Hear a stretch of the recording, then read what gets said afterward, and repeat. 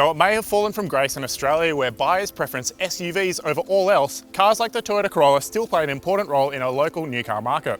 This is a top specification 2021 Toyota Corolla ZR Hybrid hatchback. Yeah, it's about as vanilla as a car can get, but that's part of the reason for its continued success. To understand more, let's take an in-depth look at all things Corolla. The current generation Toyota Corolla has been around since 2018 without significant update. That said, it carries on as the most popular small car in its segment against newer rivals such as the Hyundai i30 and Mazda 3. It comes in both hatchback and sedan body styles in a number of specifications. Pricing begins at just over $25,000 for the entry-level Ascent Sport model grade, but this car here is a flagship Corolla, a ZR Hybrid hatch.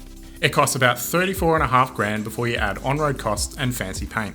Luckily, there are no extra option boxes to tick, but our car does wear the handsome two-tone silver pearl with black roofed colour combination, which costs $775. Being the high-end spec, the ZR Hybrid stocks a suitably advanced and efficient 1.8 litre engine supported by an electric motor. Drive is sent to the front wheels through a continuously variable transmission.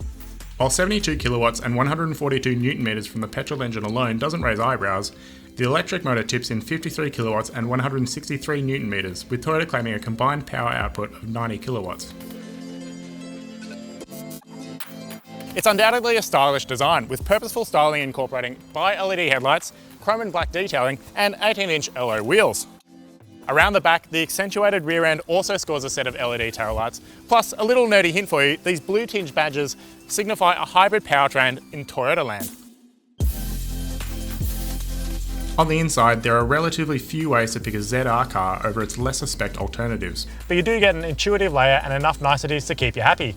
The ZR variant is highlighted by a JBL premium stereo, heated ultra-suede and leather-trimmed sport seats, head-up display, dual-zone climate, a 7-inch display within the instrument cluster, and an 8-inch infotainment screen with smartphone mirroring. In the hot seat, the Corolla presents as a competent command center and a comfortable place to spend your life. These ultra-suede seat inserts feel great to the touch and hold you in place nicely, while the bolstering snuggles you in tightly for back-to-back corners. It's little wonder Toyota was happy to repurpose these seats inside the GR Yaris hot hatch. The vibe in here is a sporty one, but it's not at the expense of comfort, which remains high no matter which seat you find yourself in. Materials use gets a pass mark on most surfaces, but some of the rarer touch points are covered in harder finishes. This diminishes the ZR's premium positioning. The centre console down here does contain a bit of storage space for a couple drinks, though not much else. Things like phones and wallets might have to stay in pockets or handbags if you've got more stuff to carry. It's more of a stylised area than a functional one. For example, the ergonomics of putting a phone in the wireless charging tray here are a bit awkward. Thankfully, the air conditioning controls are simple and include this cool eco mode, though who knows what effect that'll have. But on the grand scheme of things, it is quick to cool down the cabin on a hot day. The seating position does afford a good view for the driver when you look out front of the cabin and when you look behind. I'm taller than most people, and I'm finding there's a pretty good amount of space in the front row, and there's a good amount of adjustability from the steering wheel and the electric seat adjustment. In keeping with the sporty theme, there's fancy design highlights such as this metal strip through the dash, though this infotainment screen is an obvious downfall. Functionality from the unit is good, with handy button shortcuts on either side of the display, but the software design doesn't quite match the rest of the car. Other screens of note to the driver include a 7-inch display inside the instrument cluster which provides navigation, song track and fuel information, plus a head-up display which shows the speedo and hybrid status. The back is a bit of a struggle in the Corolla, especially with this hatchback body style. Limited storage options are on offer in the back, though thankfully there are air vents down here to keep things cool in the hot summer. It stands to reason being a small hatchback, but there's not much room to move your knees, especially with these bulky door cards, and the tapering roofline does cut into your headspace. The same goes for the boot. It's better reserved for backpacks rather than luggage, with only 333 litres of capacity. Keep in mind too, there's no spare wheel in this variant, only a puncture repair kit. That's far from ideal in rural areas. The seats fold in 60/40 format to fit something bulky, and Toyota has remembered to include useful bag hooks, so the boot news isn't all bad. Safety is seen to by 7 airbags, high and low speed autonomous emergency braking, lane departure alert with steering assist, lane centering assist, speed sign assist, all speed adaptive cruise control, blind spot monitor, rear cross traffic alert and a reverse camera. ANCAP last awarded a 5-star safety score in 2018. On the whole, it's an entirely comfortable place to spend time, and the user interface is ticking a lot of boxes so far. To explain away the rest of the Corolla, let's get behind the wheel and go for a drive.